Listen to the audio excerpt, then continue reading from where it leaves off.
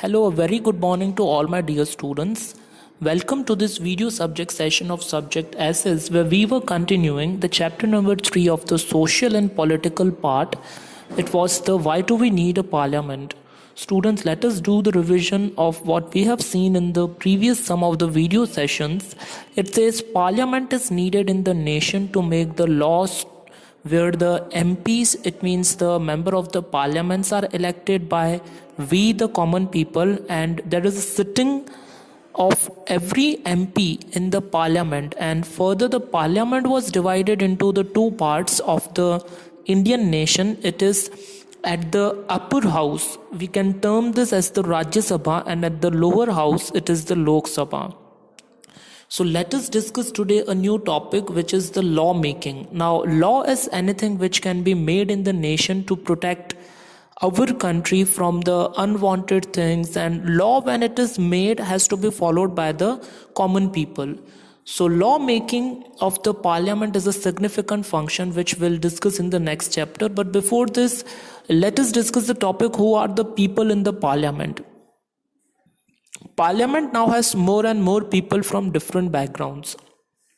So when we are discussing about this, we know that from that parliament, different peoples from different backgrounds, they are there. For example, there are more rural members as also members from many regional parties. From that regional parties, it means the party which is only at the regional level which it is functioning. For example, every party is not a national party. Some parties which function at the regional level, they can also represent the elections, and from that also the leaders can be elected, who are termed to be the MP. It means the only conclusion which we are getting here is that from that parliament, not only the parties which are at the national level can only represent, but also the regional parties can be the one which can elect or which can contest the elections. So groups and peoples that were till now unrepresented are beginning to get elected to parliament.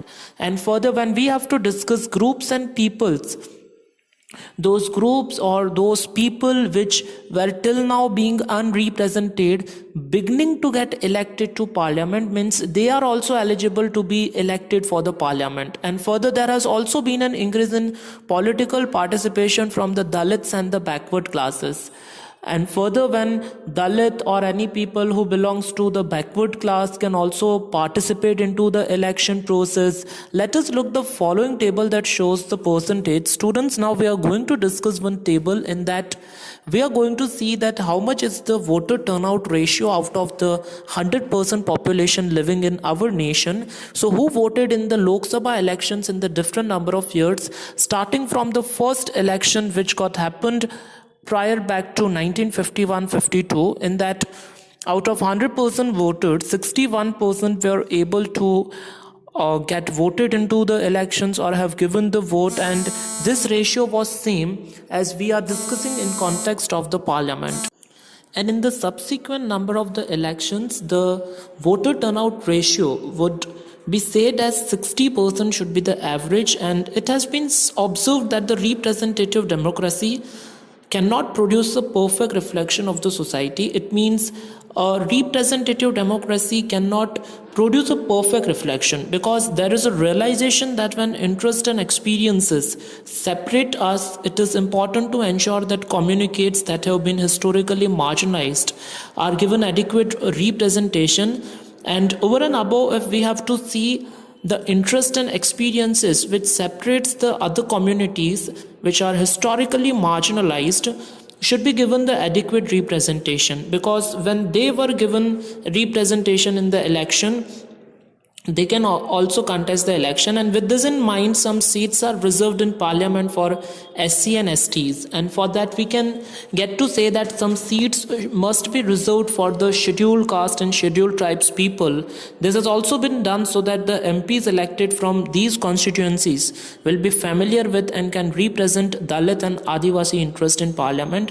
And this can only be done when the MPs from different constituencies should belong to the Dalit and Adivasi caste people. So students, this is so we have discussed in today's session that why parliament is needed, why a law making should be there in the nation, and who are those people who belongs to the parliament, Hope so you understand and listen the video very carefully for that next video session. Thank you and have a nice day to all.